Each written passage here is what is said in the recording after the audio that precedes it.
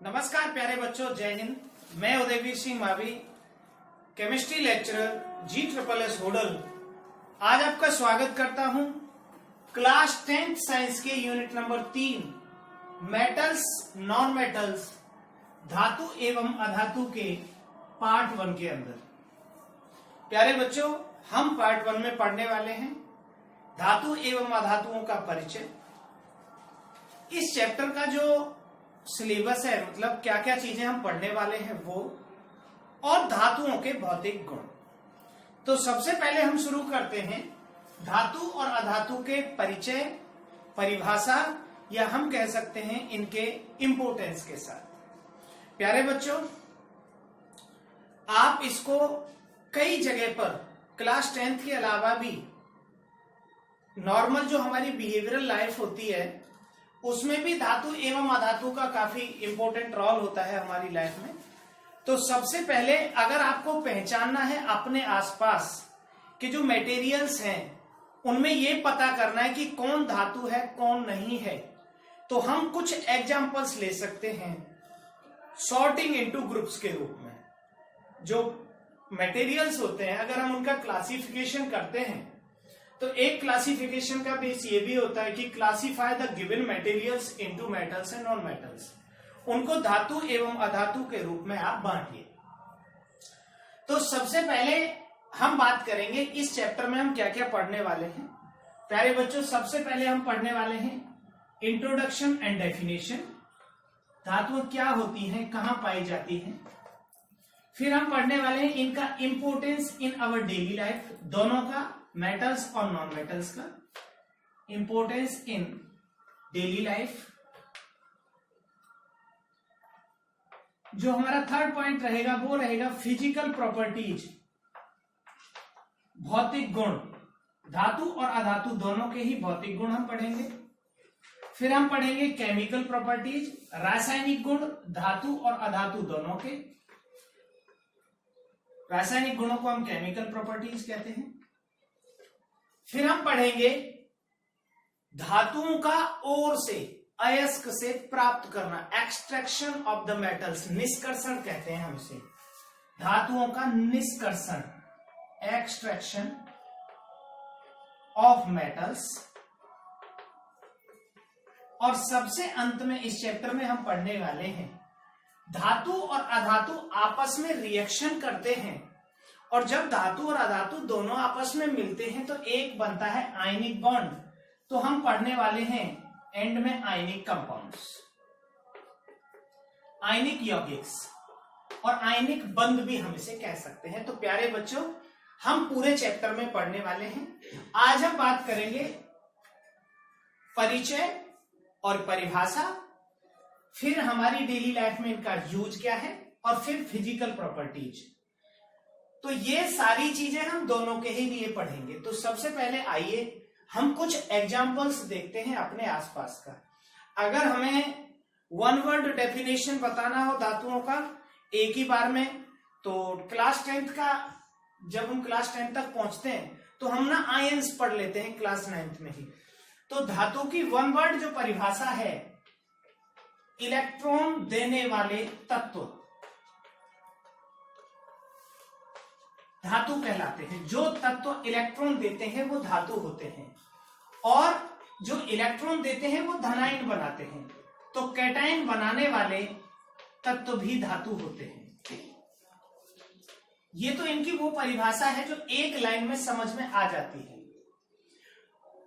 दूसरा, आप आवर्त सारणी जब देखेंगे पीरियडिक टेबल क्लास 10th के यूनिट नंबर 5 में, तो आवर्त सारणी में अलग से डिवाइडेड है धातु और अधातु।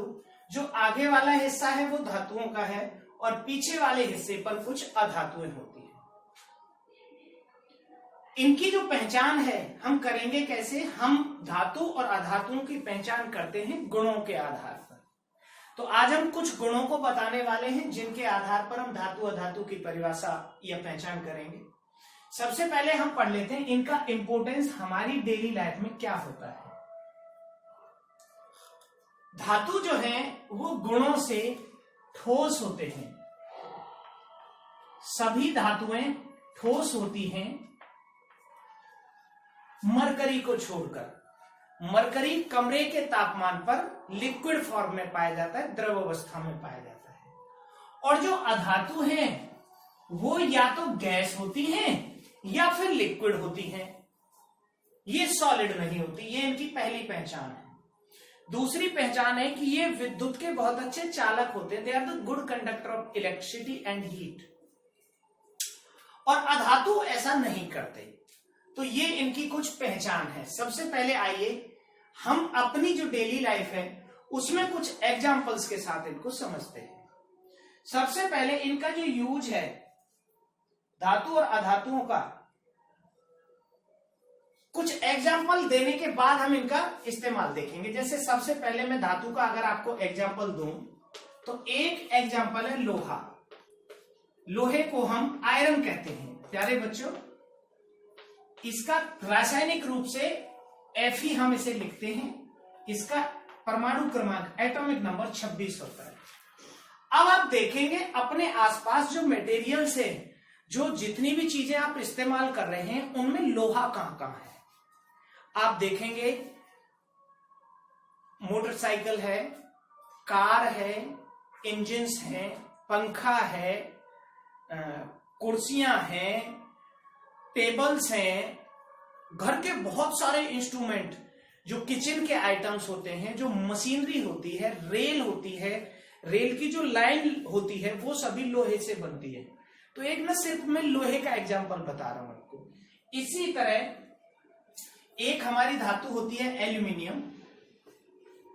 एल्यूमिनियम को हम Al से दर्शाते हैं, Al, और इसका परमाणु क्रमांक होता है 13 एल्यूमिनियम का। इसी तरह और भी धातुएं हैं, कोबाल्ट है, निकेल है, कॉपर है, जिंक है, गोल्ड Au है, चांदी Ag है, मरकरी Hg है। आपने देखा होगा जो नमक होता है घर का उसमें NaCl होता है, तो Na है, मैग्नीशियम है, कैल्शियम है, and so on. There are so many metals are there. बहुत सारी धातुएं हैं। तो अगर हम अब इनका इंपॉर्टेंस देखें हमारी डेली लाइफ में, तो सबसे पहले आयरन से ही अगर हम शुरू करें तो घर के जो आइटम्स होते हैं, जो यूटेंसिल्स होते हैं, हम जो घर में यूज करते हैं उनमें, और बिल्डिंग कंस्ट्रक्शन में, ब्रिजेज बनाने में, रेल की जो लाइन होती है, रेलवे ट्रैक होता है, उसको बनाने में आयरन का बहुत ज्यादा इंपॉर्टेंस होता है। सारी मशीनरीज के पार्ट इससे बनाए जाते हैं। इसी तरह मैं अभी एग्जांपल दे रहा था, ये है हमारा Au को हम कहते हैं गोल्ड, सोना, और Ag को कहते हैं चांदी। सोना और चांदी ये दो ऐसे धातुएं हैं, इनसे हम जो ऑर्नामेंट्स होते हैं, जो ज्वेलरी होती है, हम इससे ज्वेलरी बनाते हैं गोल्ड और सिल्वर से। इन्हीं से क्यों बनती है, बाकी धातुओं से क्यों नहीं बनती है, हम तब डिस्कस करेंगे जब हम प्रॉपर्टीज को पढ़ेंगे। कुछ ऐसी धातुएं होती हैं जैसे टाइटेनियम है, क्रोमियम है, मैग्नीज है और जिरकोनियम है। ये ऐसी धातुएं होती हैं जो हमारे डिफेंस जो इक्विपमेंट्स होते हैं, जो सेना इस्तेमाल करती है, या जो हथियार होते हैं उनको बनाने में काम आते हैं। इनको हम स्ट्रेटेजिक मेटल्स कहते हैं। स्ट्रेटेजिक मेटल्स, इनसे हम हथियार बनाते हैं। एक और धातु है, पहले बचपन में एक जनरल नॉलेज में क्वेश्चन पूछा जाता था कि जो बल्ब होते हैं, बल्ब, इनका फिलामेंट किस चीज से बनता है, तो आंसर मिलता था टंगस्टन। फिर एक प्रश्न और आता था कि ऐसा कौन सा धातु है जिसका मेल्टिंग पॉइंट, गलनांक सबसे उच्च होता है, तब भी आंसर आता था टंगस्टन, W74। इसका एटॉमिक नंबर होता है 74। अब मन में ये प्रश्न आता है कि भैया ये जो बल्ब होते हैं इनका फिलामेंट टंगस्टन से ही क्यों बनता है। इसके अलावा हमारे घर में जो तार होते हैं, वायर्स, इलेक्ट्रिसिटी, इलेक्ट्रिक जो वायर्स होते हैं वो सभी कॉपर के या एल्यूमिनियम के या लोहे के बनते हैं, मोस्टली वो कॉपर के बनते हैं। तो कॉपर एक धातु है, हम उसे Cu से प्रदर्शित करते हैं। इसका परमाणु क्रमांक एटॉमिक नंबर 29 होता है और ये टिपिकल मेटल्स की कैटेगरी में आता है। तो प्यारे बच्चों, ये कुछ मेटल्स के एग्जाम्पल हैं। अब अगर मैं बात करूं जो अर्थ है हमारा धरती, अर्थ की क्रस्ट में मेटल्स किस रेशियो में पाई जाती हैं, तो अर्थ की क्रस्ट पर सबसे ज्यादा जो अबंडेंट मेटल होता है वो एल्यूमिनियम होता है, Al। मैंने यहां लिखा था अभी एल्यूमिनियम, ये रहा एल्यूमिनियम। अर्थ की क्रस्ट में सबसे ज्यादा मोस्ट अबंडेंट मेटल होता है। धरती की सतह पर ये 7% पाया जाता है। उसके बाद दूसरे नंबर पर आयरन होता है और आयरन अर्थ की क्रस्ट में 4% पाया जाता है। ये है हमारे मोस्ट अबंडेंट मेटल, ये सबसे ज्यादा पाए जाने वाले धातु। तो ये धातुओं के कुछ इंपोर्टेंस थे हमारी डेली लाइफ के अंदर। हम कहां कहां धातुओं का इस्तेमाल करते हैं, सुबह से लेकर और शाम तक बहुत सारे ऐसे उपकरण होते हैं, ऐसे इंस्ट्रूमेंट्स होते हैं जो मेटल्स के बने हुए होते हैं और मेटल्स के बिना आज की जो डेली लाइफ है इसकी कल्पना करना संभव नहीं है। अब हम बात करेंगे कुछ अधातुओं के एग्जाम्पल्स और अधातुओं के गुणों के बारे में। तो प्यारे बच्चों, अधातुओं की परिभाषा को मैंने बता दिया था। इलेक्ट्रॉन देकर धनायन बनाने वाले तत्व धातु कहलाते हैं और इलेक्ट्रॉन लेकर ऋणायन बनाने वाले नेगेटिव आयन, जिन्हें एनाइंस कहते हैं, the metals which accept electron and form negative ions called non-metals। जो धातु होते हैं मोस्टली, और ये कहूं सारे एक्सेप्ट मरकरी, Hg को छोड़कर सारे धातु बहुत ठोस होते हैं। तो यही बात नॉन मेटल्स के लिए है। आयोडीन को छोड़कर सारे धातुएं या तो गैस होते हैं या लिक्विड होते हैं। अब हम बात करेंगे अधातुओं के कुछ गुणों के बारे में। तो ये इन सब चीजों को आप नोट कर लेंगे। कई बार ऐसा भी कुछ क्वेश्चन पूछ लिया जाता है कि which one is the most abundant metal on earth crust, धरती की सतह पर पाए जाने वाला, सबसे ज्यादा पाए जाने वाला धातु कौन सा है, तो एल्यूमिनियम है, दूसरे नंबर पर आयरन है। प्यारे बच्चों, ये धातुओं के कुछ एग्जाम्पल्स हैं, आप इनको नोट कर लेंगे इनके गुणों के साथ। इनका उपयोग कहाँ किया जाता है, ये स्ट्रेटेजिक मटेरियल्स हैं, स्ट्रेटेजिक मेटल्स हैं, ये डिफेंस इक्विपमेंट्स होते हैं, जैसे बंदूक है, तोप है, टैंक है, उनको बनाने में इस्तेमाल किए जाते हैं। तो इनको हम स्ट्रेटेजिक मेटल्स कहते हैं। Au और Ag इन दोनों से ऑर्नामेंट्स या ज्वेलरी बनाई जाती है। अब करते हैं हम कुछ अधातुओं के गुणों के बारे में बात।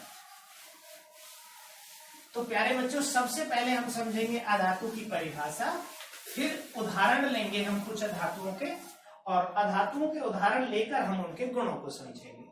तो अधातु की परिभाषा ये है, इलेक्ट्रॉन स्वीकार करके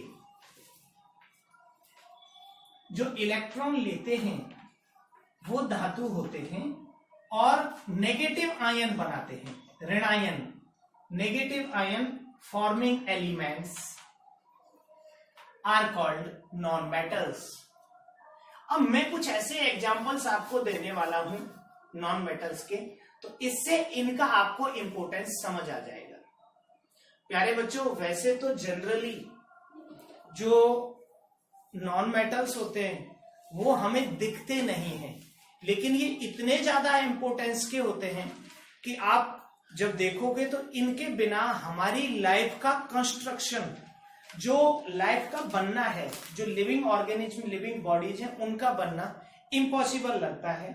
और इन्हीं में एक नॉन मेटल या अधातु है जहां से हम शुरुआत करेंगे समझने की, वो है कार्बन। कार्बन को हम C से प्रदर्शित करते हैं और कार्बन का परमाणु क्रमांक होता है 6। ये पार्ट नंबर 3 है आपका।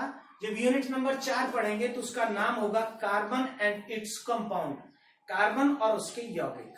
मैं कुछ एग्जांपल्स आपको देता हूं। एक बात और इससे पहले मैं आपको बता दूं, जो मेटल्स होते हैं उनके वैलेंस सेल में 1 2 3 इलेक्ट्रॉन होते हैं, तो वो डोनेट करने वाले होते हैं। नॉन मेटल्स की वैलेंस सेल में 5, 6 और 7 इलेक्ट्रॉन होते हैं वो एक्सेप्ट करने वाले होते हैं। ये हम बॉन्डिंग के दौरान भी समझेंगे इस चीज को। तो कार्बन का परमाणु क्रमांक 6 होता है और अर्थ के ऊपर जितना भी लिविंग मटेरियल है, जीवित जो पदार्थ है, जीव पदार्थ, प्लांट और एनिमल्स, सभी में बहुत बड़ी मात्रा में कार्बन पाया जाता है।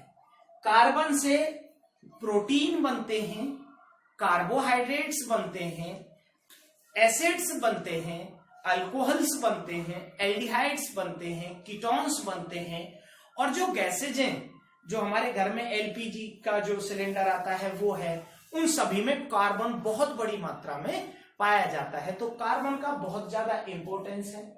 कार्बन 3-4 रूप में पाया जाता है। कार्बन के उन्हें हम एलोट्रॉप्स बोलते हैं। तो कार्बन की एक एलोट्रॉपिक फॉर्म होती है ग्रेफाइट, हिंदी में बोलते हैं एलोट्रॉप को अपर रूप। आपको अगले पाठ में ये पढ़ने को मिलेगा, अपर रूप एलोट्रॉप्स। तो कार्बन के बहुत ज्यादा इंपॉर्टेंट है। इसमें ग्रेफाइट एक है। ग्रेफाइट से जो पेंसिल्स होती हैं उनका जो अंदर वाला ब्लैक पार्ट है वो बनाया जाता है। ग्रेफाइट क्योंकि इलेक्ट्रिसिटी का कंडक्टर होता है, अकेला अधातु जो विद्युत का सुचालक होता है, इनके गुण धातुओं के उल्टे होते हैं। धातुएं ठोस होती हैं, ये नहीं होती, उनमें कार्बन एक एक्सेप्शन है। कार्बन विद्युत का सुचालक होता है जो धातुओं का गुण है जनरली, और धातु अधातु नहीं होते। इसके अलावा ये ब्रिटल होती है नेचर में। ब्रिटल का मतलब बिखर जाती है। अगर कोई सॉलिड अधातु है तो उसको हिट करने पर वो बिखर जाती है। और ब्रिटल का अपोजिट गुण होता है मेलिएबल होना, आघात वर्धनीय। जैसे हम धातु को हथौड़े से पीटते हैं वो बिखरती नहीं है, वो फैल जाती है। तो ये इनके गुण हैं। तो प्यारे बच्चों, कार्बन के बहुत सारे इंपॉर्टेंस हैं। कार्बन से प्रोटीन बनते हैं और प्रोटीन से जीवों का शरीर बनता है। कार्बन से कार्बोहाइड्रेट बनते हैं जो सभी जीवों का भोजन होता है, और जो पेड़ पौधे होते हैं उनकी सेलवाल बनती है कार्बोहाइड्रेट से, उनका भोजन होता है और फोटोसिंथेसिस का प्रोडक्ट होता है। कार्बोहाइड्रेट से विटामिन्स बनते हैं प्यारे बच्चों, और भी बहुत सारे हमारे जो यूजेज हैं उसमें कार्बन के कंपाउंड आते हैं। अब हमारा जो दूसरा एलिमेंट है वो है ऑक्सीजन। ऑक्सीजन को हम O से प्रदर्शित करते हैं, और ऑक्सीजन के बिना लाइफ की कल्पना करना, जीवन के बारे में सोचना करीब असंभव है। तो ऑक्सीजन को O से दिखाते हैं और इसका परमाणु क्रमांक होता है 8। ये O2 के रूप में पाया जाता है और ये जनरली गैस होता है। अब आप देखेंगे कि हमारी लाइफ में ऑक्सीजन का क्या इंपॉर्टेंस है। तो प्यारे बच्चों, जब आप प्रोटीन और कार्बोहाइड्रेट को देखेंगे तो प्रोटीन में 4 तत्व पाए जाते हैं, कार्बन, हाइड्रोजन, ऑक्सीजन और नाइट्रोजन। चारों ही अधातु हैं। तो लिविंग बॉडी किससे बनती है? प्रोटीन से। तो वहां पर ऑक्सीजन पाया जाएगा। कार्बोहाइड्रेट का जनरल फार्मूला होता है CnH2O का होल N। तो यहां भी ऑक्सीजन होता है। आपने देखा होगा पृथ्वी पर जितना भी जल उपस्थित है, वाटर का फार्मूला H2O होता है, तो वहां भी ऑक्सीजन होता है। तो ऑक्सीजन के बिना जीवन का कल्पना करना, जीवन के बारे में सोचना असंभव है। आपने देखा होगा, बिल्कुल हम बचपन से ही पढ़ते आते हैं कि हम सांस के रूप में, जब हम रेस्पिरेशन करते हैं, सांस लेते हैं, तो सांस के रूप में हम ऑक्सीजन को ही लेते हैं। वो ऑक्सीजन क्या करती है? वो हमारा जो फूड होता है, भोजन, उसको पचाती है, और उस प्रक्रिया का नाम श्वसन होता है। हरे पेड़ पौधे अपना जब फोटोसिंथेसिस करते हैं तो फोटोसिंथेसिस के बाद वो ऑक्सीजन को रिलीज करते हैं, और उस ऑक्सीजन को हम सांस के रूप में लेते हैं, जिससे हमारा जो भोजन है, जो फूड है, उसका डाइजेशन होता है। तो ये ऑक्सीजन का इंपॉर्टेंस रहा। इसके अलावा ये कार्बोहाइड्रेट्स में पाई जाती है, प्रोटीन्स में पाई जाती है, अल्कोहल्स में पाई जाती है, एल्डिहाइड्स में पाई जाती है।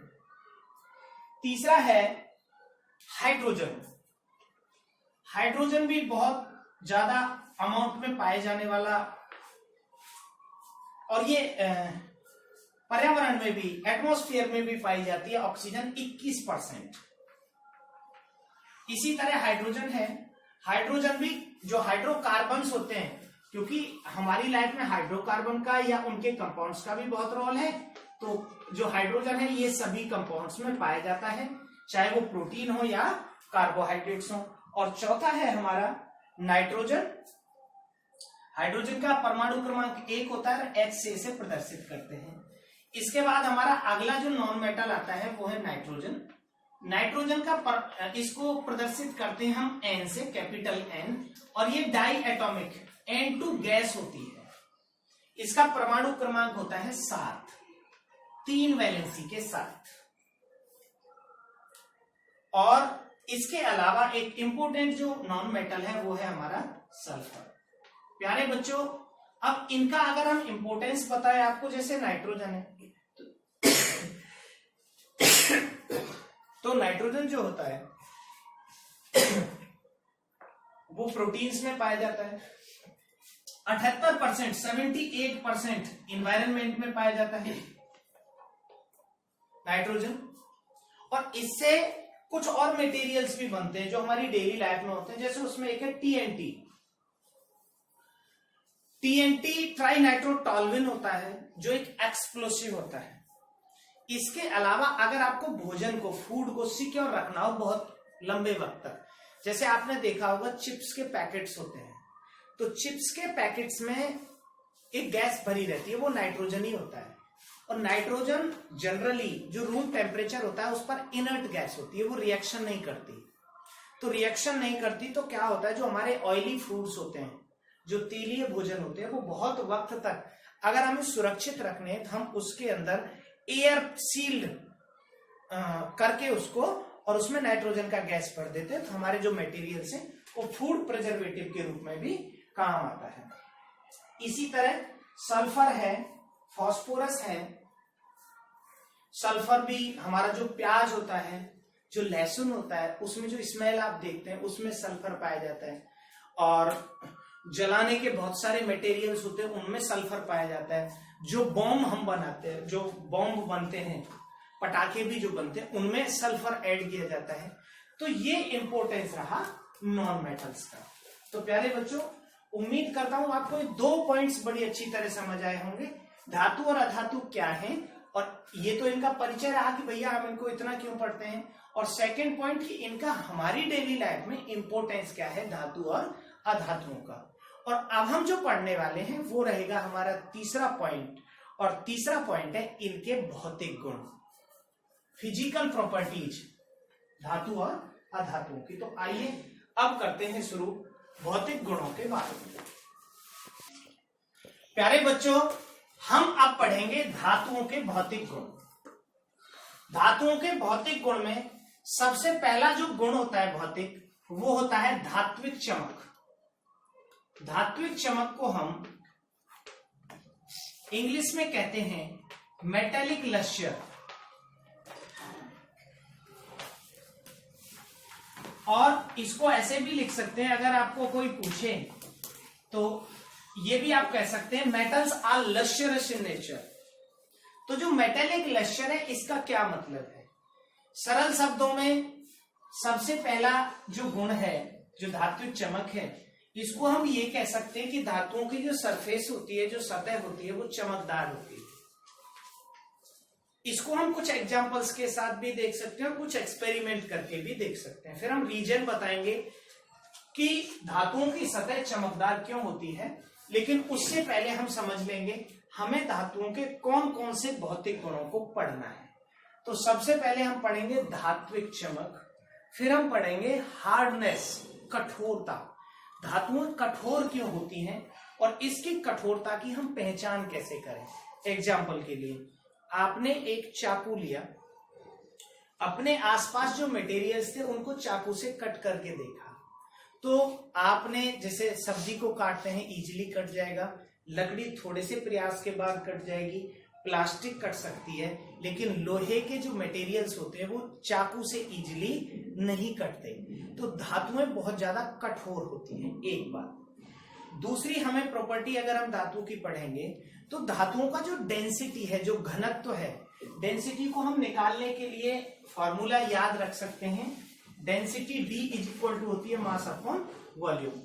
आप एक एग्जांपल लें, ये एक चौक का टुकड़ा है, इतना ही बड़ा एक आयरन का टुकड़ा लें, लोहे का, इतना ही बड़ा, तो आप देखेंगे उसका जो वॉल्यूम है वो तो क्योंकि ज्यादा है, तो जिसका मास ज्यादा होगा, वजन, जो डेंसिटी होती है वो मास अपॉन वॉल्यूम होती है, तो जिसका मास ज्यादा होगा उसकी डेंसिटी ज्यादा होगी। इस ज्यादा डेंसिटी का मतलब प्रॉपर्टीज पर असर क्या आता है? ज्यादा डेंसिटी का, ज्यादा घनत्व का प्रॉपर्टीज पर असर ये आता है कि उनके जो पार्टिकल्स है वो बहुत नजदीक होते हैं, तो उनके बीच में स्ट्रॉन्ग फोर्स होते हैं। जब हम उसे गर्म करते हैं किसी भी धातु को, तो वो इजीली पिघलता नहीं है, तो हम कह देते हैं जो धातुएं होती हैं उनके मेल्टिंग बॉइलिंग पॉइंट बहुत ज्यादा होते हैं जी। लेकिन असल बात यह है कि उनकी जो डेंसिटी है वो बहुत ज्यादा होती है। तो ये तीन प्रॉपर्टी, धातुएं बहुत हार्ड होती हैं, उनकी डेंसिटी बहुत ज्यादा होती है, और ज्यादा डेंसिटी की वजह से उनके जो मेल्टिंग बॉइलिंग पॉइंट है, गलनांक और क्वथनांक, वो बहुत ज्यादा होते हैं, वो बहुत हाई टेम्परेचर पर मेल्ट होती है। इसके अलावा metals are the good conductor of heat and metals are the good conductor of electricity। 5 हो गई, 6वीं यहां लिखी हुई है, 6th प्रॉपर्टी, इससे मैं एक्सप्लेन करूंगा, लेकिन मैं टोटल प्रॉपर्टीज आपको बता देता हूं। सबसे पहले धात्विक चमक, मेटेलिक लश्यर। दूसरे नंबर पर मेटल्स आर हार्ड, कठोर होती हैं। तीसरे नंबर पर इनकी डेंसिटी बहुत ज्यादा होती है। चौथे नंबर पर इनके जो मेल्टिंग बॉइलिंग पॉइंट्स हैं वो बहुत ज्यादा होते हैं। 5वें नंबर पर ये गुड कंडक्टर, सुचालक होती हैं विद्युत की और ऊष्मा की बहुत ज्यादा, तो ये विद्युत के सुचालक होते हैं, ऊष्मा के सुचालक होते हैं। इसके अलावा इनकी एक प्रॉपर्टी होती है डक्टिलिटी। डक्टिलिटी को बोलते हैं तन्यता, खींचकर तार बन जाते हैं इनसे, धातुओं से, जबकि अधातुओं को खींचकर हम तार नहीं बना सकते। इनकी इस प्रॉपर्टी को हम डक्टिलिटी कहते हैं, स्ट्रेच इनटू द वायर, तारों के रूप में खींच देना। ये हो गई प्रॉपर्टी नंबर 7। और प्रॉपर्टी नंबर 8 होती है धातुएं आधात वर्धनीय होती है, मेलिएबल होती है। मेलिएबल का मतलब होता है कि जब आप इन्हें हथौड़े से हिट करेंगे, हथौड़े से पीटेंगे, तो ये सीड्स में, ये चादरों के रूप में फैल जाएंगी, ये टूटेंगी नहीं धातुएं। और यही कारण होता है जो चादर होती है, जो सीट होती है, मेटल सीट्स, वो इसी गुण के कारण बनती है। और एक प्रॉपर्टी इनकी लास्ट में बचेगी, प्रॉपर्टी नंबर 8 और 9 आई थिंक, वो है सोनोरस। सोनोरस का हिंदी में कहते हैं ध्वनिक। मैं सारी प्रॉपर्टीज की हिंदी भी आपको बताता जाऊंगा। अभी हम शुरू करेंगे 1 नंबर से, लेकिन मैं पूरी 9 प्रॉपर्टी जो इसकी आती हैं उनको एक बार इंट्रोडक्शन आपको दे देता हूं, फिर हम एक एक प्रॉपर्टी करके कुछ नेक्स्ट वीडियो में आपको एक्सप्लेन करेंगे। तो ये ध्वनिक होती है। ध्वनिक का मतलब होता है when you hit the metals with a hard surface the produce sound, वो ध्वनि उत्पन्न करती हैं। जैसे आपने देखा होगा स्कूल के अंदर घंटी होती है, बेल, जैसे ही हम घंटी को बजाते हैं तो उसकी आवाज दूर दूर तक जाती है, तो वो उनमें वाइब्रेशंस होते हैं, कंपन होते हैं। आपने अगर इनकी जो स्पीड्स होती है, जो साउंड की स्पीड होती है, वो मेटल्स में बहुत ज्यादा होती है, सॉलिड्स में। एग्जाम्पल के लिए आप एक रेलवे की पटरी को आप किसी पत्थर से मारिए तो कई 100 मीटर दूर तक उसकी जो आवाज है वो सेकंड्स में पहुंच जाती है। तो इनकी स्पीड बहुत ज्यादा होती है साउंड की इनमें। तो मेटल्स जो होती है वो सोनोरस होती हैं। इन मेटल्स की इस प्रॉपर्टी को हम सोनोरिटी कहते हैं। तो टोटल प्रॉपर्टीज ये है। आइए अब शुरू करते हैं मेटेलिक लक्ष्यर और धात्विक चमक के साथ। प्यारे बच्चों, आप कुछ ना एग्जाम्पल देख सकते हैं। जैसे आप ले सकते हैं लोहा, आप ले सकते हैं एल्यूमिनियम। जब आपने ये दोनों धातुएं ली तो आपको क्या करना है, एक सैंड पेपर लेना है। सैंड पेपर को हिंदी में बोलते हैं रेगमाल, सैंड पेपर। आपने इन धातुओं को लिया और धातुओं को सैंड पेपर की हेल्प से रब किया, सैंड पेपर की हेल्प से। तो आप देखेंगे जो मेटल्स है उनकी सतह पर ना चमक उत्पन्न हो जाती है। लेकिन क्या होता है, कुछ समय के बाद जो मेटल्स की सरफेस है जहां पर चमक थी, वो कुछ समय के बाद जो चमक है वो धुंधली हो जाएगी। और धुंधली होने का कारण होता है उन मेटल्स की सरफेस पर कोई दूसरा तत्व आकर, कोई एलिमेंट आकर, जैसे ऑक्सीजन आ जाएगा या वाटर आ जाएगा, और ये इन मेटल की सरफेस के साथ अभिक्रिया करके नया यौगिक बना लेता है जो उसकी धात्विक चमक को खत्म कर देता है। ये होती है रिएक्टिविटी ऑफ मेटल्स। तो कुछ धातुएं जो बहुत ज्यादा अभिक्रियाशील होती हैं, जैसे आप लोहे को देखो, लोहे को खूब रगड़ के चमका दो, आप कुछ समय के बाद देखेंगे उसका जो सतह है वो रेड कलर का हो जाएगा। तो रेड कलर का होता है, उसकी सतह के ऊपर आयरन ऑक्साइड, लोहे के ऑक्साइड की परत बन जाती है जिसे हम जंग कहते हैं। इसी तरह कुछ धातुएं ऐसी होती हैं जिनकी सतह पर ये जंग बनती ही नहीं, मतलब उनकी सतह पर कोरोजन नहीं होता। जैसे आप देखेंगे गोल्ड, सोने को आप देखेंगे, अगर उसकी सरफेस चमकदार है तो बहुत लंबे वक्त तक चमकदार रहती है। उसका कारण होता है कि उनकी सतह पर जब कोई वाटर या ऑक्सीजन आता है तो वो उसके साथ इजीली, आराम से अभिक्रिया नहीं करते। तो ये कारण होता है उनके बहुत समय तक चमक के कारण हम उनसे ज्वेलरी बनाते हैं, आभूषण। जो आभूषण होते हैं वो इसी कारण, जैसे मान लो आपने लोहे का कोई अंगूठी बना ली, तो लोहे की जो रिंग होगी वो कुछ समय के बाद उसकी चमक खत्म हो जाएगी, वो तो कलर बदल देगी, और जो आयरन का ऑक्साइड बनेगा वो भी हार्मफुल होगा हमारे लिए। इसीलिए हम उन धातुओं की ज्वेलरी बनाते हैं जो अक्रिय होते हैं, जो किसी के साथ अक्रिया नहीं करते। प्यारे बच्चों, अब आपके मन में ये प्रश्न आएगा कि ये जो धातुओं की सतह होती है, जो मेटेलिक लश्यर है, इसकी चमक का कारण क्या होता है, क्यों होती है धातुओं की सतह चमकदार? तो प्यारे बच्चों, धातुओं का एक गुण होता है, अगर आप किसी धातु की सतह को देखेंगे, so metals have the property to emit electron. धातुओं का गुण होता है इलेक्ट्रॉन को रिलीज करना ऑटोमेटिक। जैसे ही वो लाइट के कांटेक्ट में आते हैं तो जो मेटल्स होती हैं उनके जो इलेक्ट्रॉन्स हैं वो इलेक्ट्रॉन उनकी सतह के ऊपर आ जाते हैं, सरफेस के ऊपर। अब क्योंकि इलेक्ट्रॉन हमारे नेगेटिवली चार्ज्ड कैथोड पार्टिकल्स होते हैं, and cathode particles have property to produce light, उनमें चमक उत्पन्न करने की, ये चमकदार होती हैं। So because of presence of electron on their surface, जैसे दे एक्सपोज टू लाइट, उनकी सरफेस पर इलेक्ट्रॉन का एमिशन होता है, और इसी के कारण जो मेटल्स होती हैं उनकी सतह चमकदार होती है। अब हम सेकंड जो प्रॉपर्टी है, पहला था धात्विक चमक, और सेकंड प्रॉपर्टी अगर हम बात करें तो वो है तन्यता।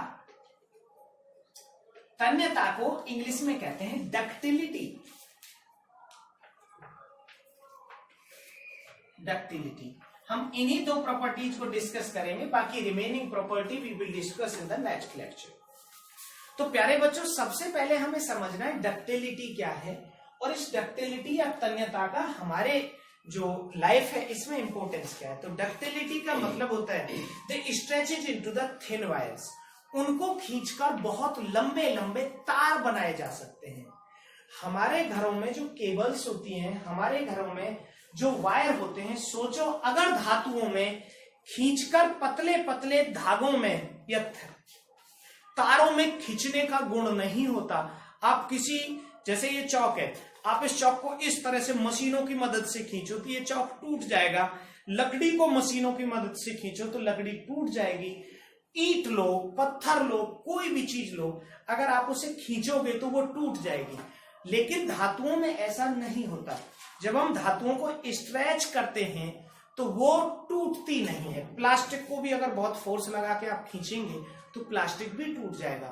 सो मेटल्स की ये बहुत यूनिक प्रॉपर्टी होती है कि they stretches into the thin wires, और जैसे जैसे उनको लंबे तारों में खींचने का गुण हम देखते चले जाते हैं तो उनका जो इंपोर्टेंस है वो भी बढ़ता चला जाता है। अब ये प्रश्न आता है कि सबसे ज्यादा जो डक्टाइल मेटल है वो कौन सा होता है? तो प्यारे बच्चों, गोल्ड जो होता है वो सबसे डक्टाइल मेटल होता है।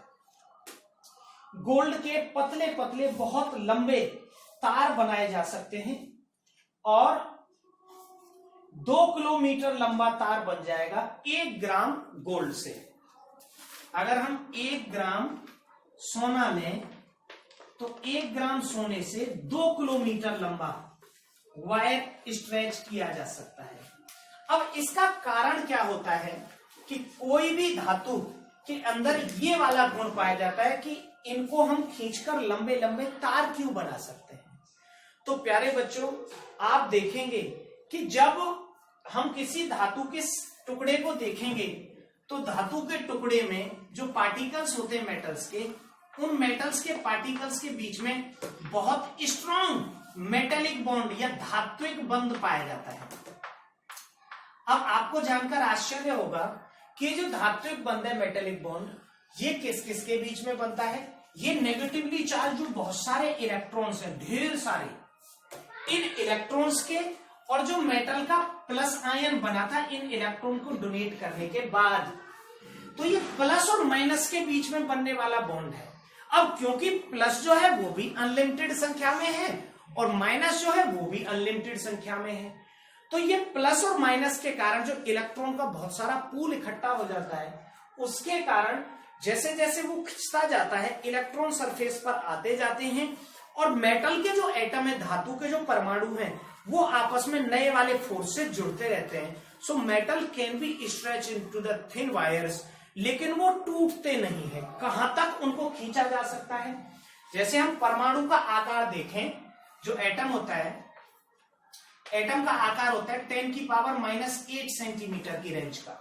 तो जब तक सिंगल एटम, ये 10 की पावर -1, 10 की पावर -1, 10 की पावर -8 के सिंगल एटम्स के रूप में कोई भी मेटल अरेंज ना हो जाएगी, तब तक इनको खींचकर लंबे लंबे तार में खींचा जा सकता है, क्योंकि इनके सिंगल एटम भी इलेक्ट्रॉन के थ्रू एक दूसरे से अटैच रह सकते हैं। तो प्यारे बच्चों, ये थे कुछ धातुओं के भौतिक गुण, और अब हम बात करेंगे नेक्स्ट में रिमेनिंग जो गुण रहे हैं उनके बारे में। जैसे हम बात करेंगे आघात वर्धनीयता, सोनोरिटी और कंडक्शन बाय मेटल्स और अधातुओं के भौतिक गुणों के बारे में, और फिर हम तीसरे वीडियो में बात करेंगे प्यारे बच्चों इनकी केमिकल प्रॉपर्टीज, धातुओं की, और फिर इनका extraction. So thank you, thanks for watching, have a good day.